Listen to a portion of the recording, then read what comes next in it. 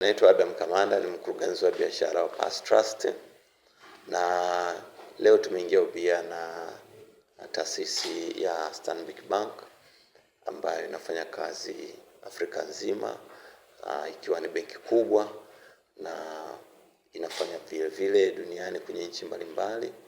Na ubia huu unaturuhusu sisi pamoja kuwa na ubia katika kufinance sekta ya kilimo, mifugo na uvuvi. Katika mnyororo mzima wa thamani wa sekta ya kilimo, mifugo na uvuvi, kitu kikubwa ambacho kinafanya sekta hizi zisikue ni uwezekano wa upatikanaji wa mitaji. Na ubia huu moja kwa moja unaipatia benki nafasi ya kuongeza mtaji kwa wakulima, wafugaji na uvuvi katika nchi yetu hii ya Tanzania.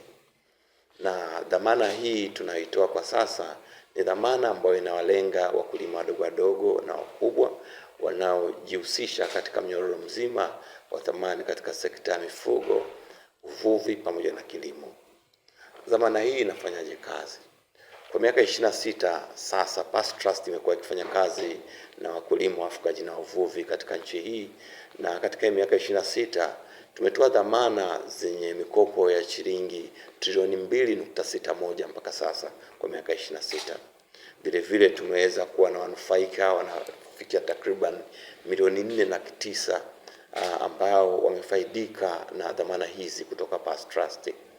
Dhamana hizi zimewakuza katika ujasiriamali wao katika sekta hii ya mnyororo mzima wa thamani, ukizingatia kwamba vihatarishi katika sekta ya kilimo ni vingi, na uwekezaji huu katika sekta ya kilimo umekuwa mdogo sana kwa sababu ya vihatarishi.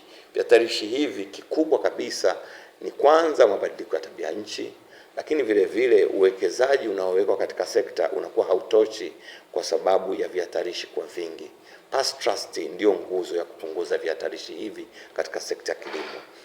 Tunaongozwa na miongozo ya Benki Kuu ambayo inasema kwamba unaweza kukopesha mpaka walau 25% ya kiwango chako cha mtaji, na kwa kusema hivyo kwa mtaji wetu tulionao, nadhani kwa sasa kwa mteja mmoja tuna uwezo wa kumpatia walau mpaka bilioni 120.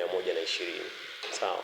Lakini kwa sababu nguvu yetu au kazi yetu katika kilimo tumeiongeza zaidi sana kwa miaka mitatu iliyopita. Tumetengeneza dawati la kilimo ambayo ni agribusiness, ambayo lina mkuu wa kitengo, lina watu chini yake, lakini wanazunguka Tanzania nzima kwa ajili ya kutafuta wajasiriamali ambao wako katika mnyororo wa thamani wa kilimo, ambao wanahitaji msaada wa kibenki na kuweza kuwasaidia katika kufanya kazi.